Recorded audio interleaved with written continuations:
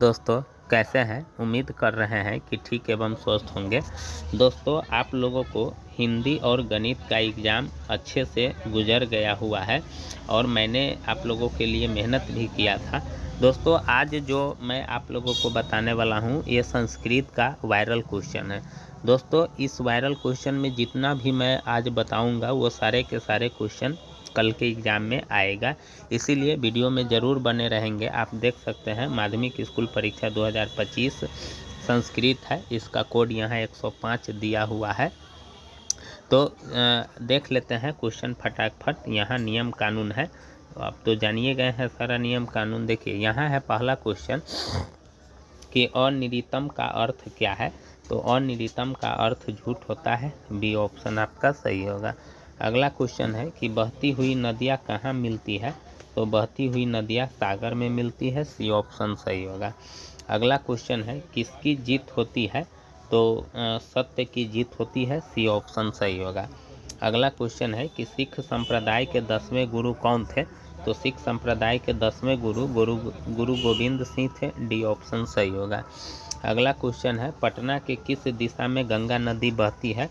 तो पटना के उत्तर दिशा में गंगा नदी बहती है, ए ऑप्शन सही होगा। अगला क्वेश्चन है कौमुदी महोत्सव किस वंश के शासन काल में होता था। तो गुप्त वंश के शासन काल में होता था, ए ऑप्शन सही होगा। अगला क्वेश्चन है कि राजशेखर द्वारा रचित ग्रंथ निम्नलिखित में से कौन है। तो काव्य मीमांसा है, बी ऑप्शन सही होगा। अगला क्वेश्चन है कि उपनिषद वैदिक वांग्मय का कौन सा भाग है। तो अंतिम भाग है, बी ऑप्शन आपका सही होगा। अगला क्वेश्चन है कि मेगास्थनीज ने अपने संस्मरण में किस स्थल का वर्णन किया है। तो पाटलिपुत्र का वर्णन किया है, ए ऑप्शन सही होगा। अगला क्वेश्चन है सत्यमेव जयते किस उपनिषद में उल्लिखित है। तो सत्यमेव जयते मुंडकोपनिषद में उल्लिखित है, ए ऑप्शन सही होगा। अगला क्वेश्चन है कि अनुच्छेदम का संधि विच्छेद क्या होगा। तो अनुच्छेदम का संधि विच्छेद अनुजोड़ छेदम होगा, ए ऑप्शन सही होगा। अगला क्वेश्चन है मनः जोड़ रंजनम की संधि होगी। तो मनः जोड़ रंजनम की संधि मनोरंजम होगा, ए ऑप्शन सही होगा। अगला क्वेश्चन है कि अ जोड़ ए के मेल से कौन सा नया वर्ण बनेगा। तो अ जोड़ ए के मेल से ए वर्ण बनता है, ए ऑप्शन सही होगा। अगला क्वेश्चन है कि दह रक्षा में कौन सा समास है। तो दह रक्षा में तत्पुरुष समास है, डी ऑप्शन सही होगा। अगला क्वेश्चन है कि किस समास का पहला पद विशेषण होता है। तो कर्मधारय का पहला पद विशेषण होता है, बी ऑप्शन सही होगा। अगला क्वेश्चन है कि पुरुष परीक्षा का विग्रह क्या होगा। तो पुरुष परीक्षा का विग्रह पुरुषस्य परीक्षा होगा, ए ऑप्शन सही होगा।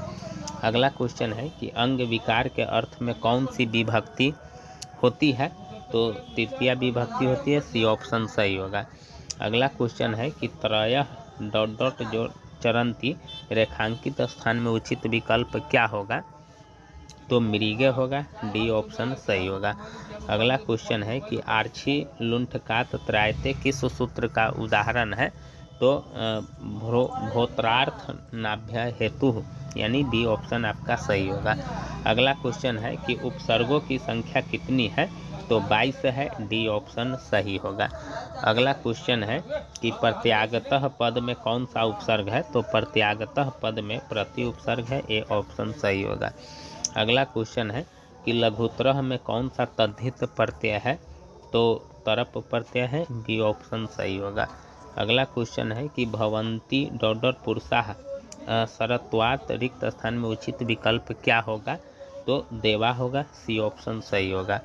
अगला क्वेश्चन है कि भारत महिमा पाठ का द्वितीय श्लोक किस पुराण से संकलित है। तो भागवत पुराण से संकलित है, बी ऑप्शन सही होगा। अगला क्वेश्चन है विदुर कौन थे। तो विदुर मंत्री थे, बी ऑप्शन सही होगा। अगला क्वेश्चन है आचरण किसका हनन करता है। तो आचरण कुल का हनन करता है, कुलक्षण, यानी बी ऑप्शन आपका सही होगा। अगला क्वेश्चन है कि पति किसका रक्षक होता है। तो पति स्त्री का रक्षक होता है, ए ऑप्शन सही होगा। अगला क्वेश्चन है कि स्थिति शौर्य कार्य मूला धावंती ... धावंती जंतुः कहाँ से लिया गया है।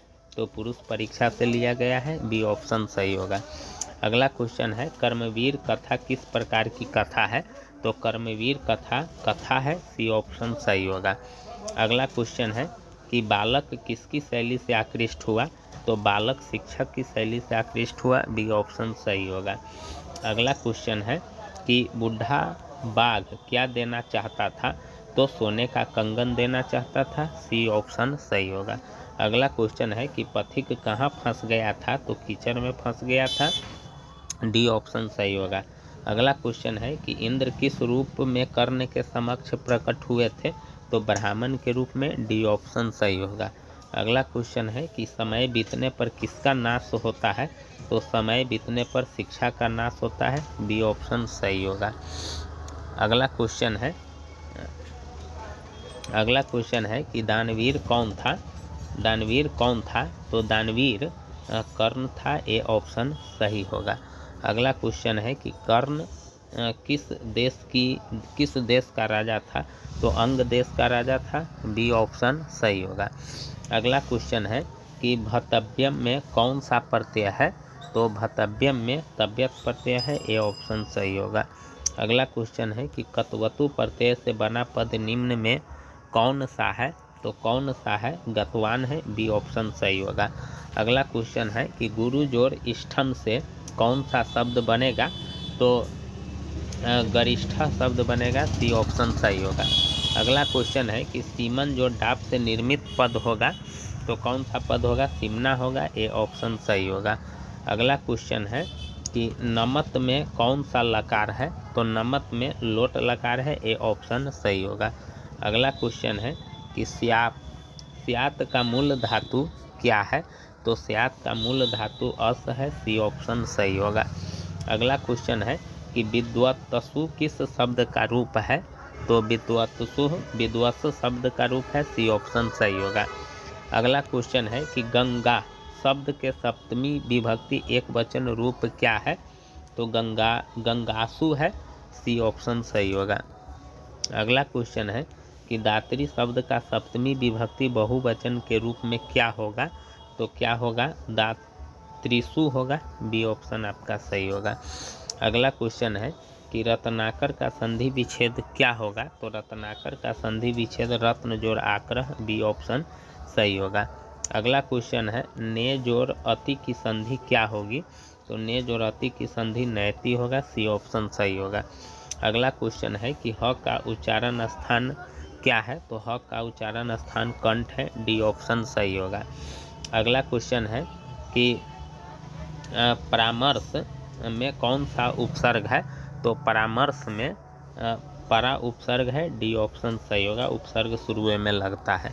अगला है कि सु उपसर्ग से कौन सा शब्द बनेगा? तो सु उपसर्ग से सुंदर शब्द बनेगा, डी ऑप्शन सही होगा।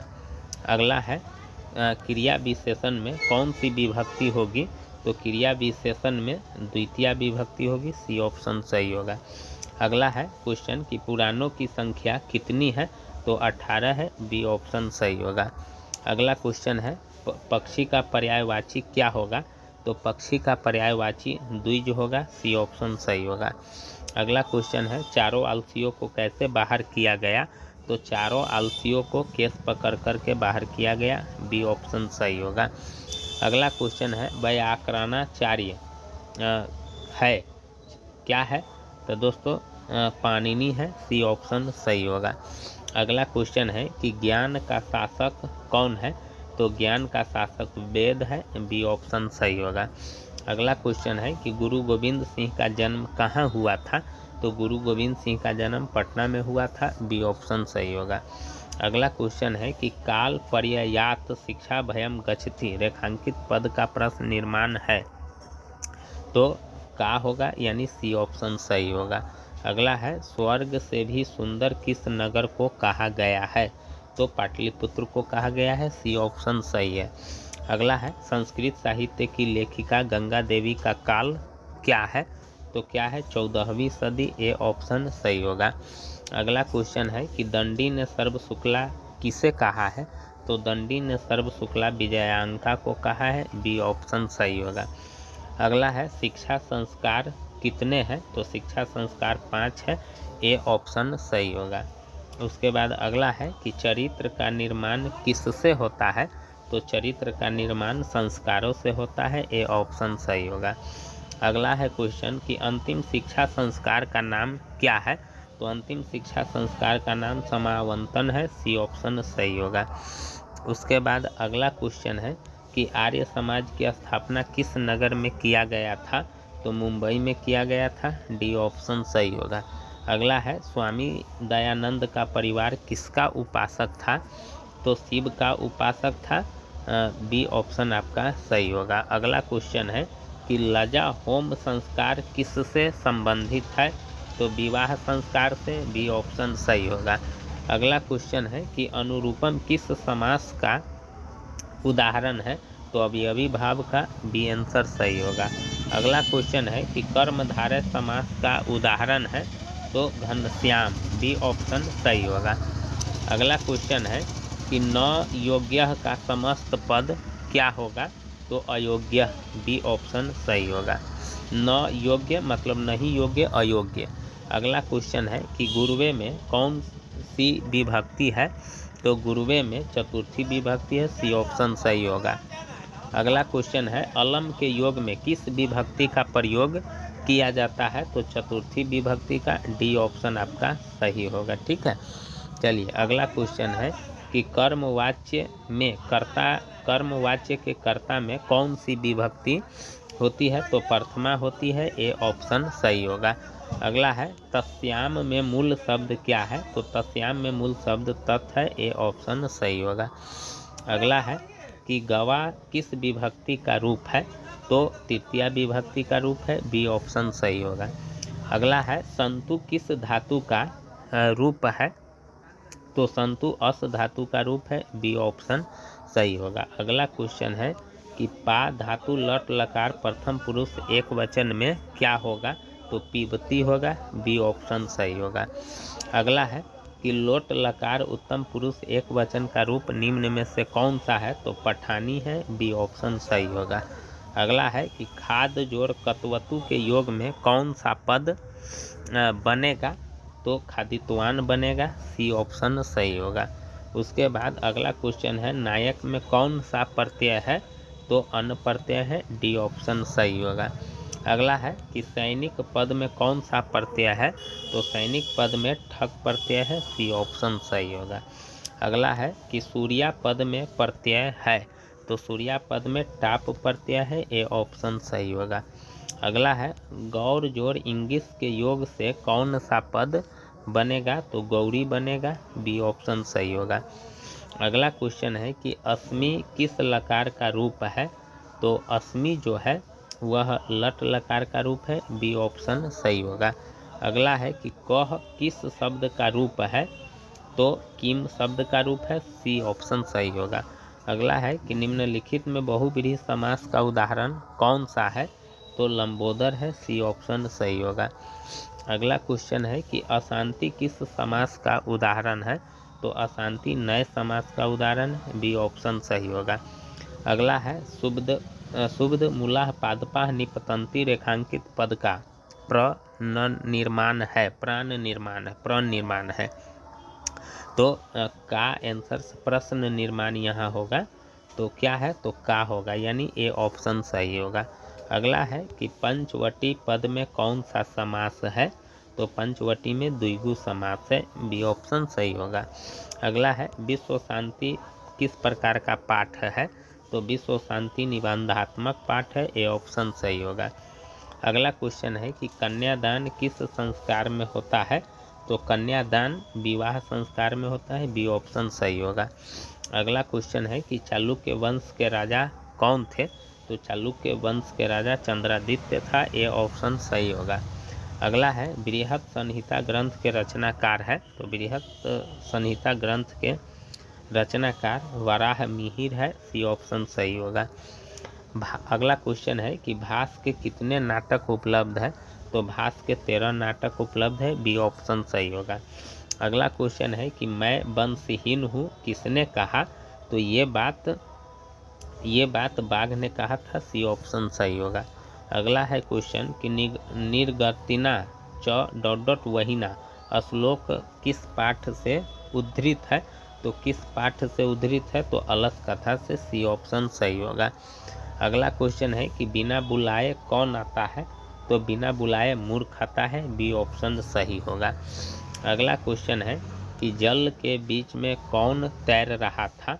तो सारस तैर रहा था, डी ऑप्शन सही होगा। अगला क्वेश्चन है कि दोष कितने हैं? तो दोष 6 है, सी ऑप्शन सही होगा। अगला क्वेश्चन है कि कठोपनिषद में किसके बारे में कहा गया है? तो किसके बारे में कहा गया है? तो परमात्मा के बारे में कहा गया है, ए ऑप्शन सही है। इस प्रकार से आपका 100 ऑब्जेक्टिव क्वेश्चन है, कल के एग्जाम में अबे करेगा।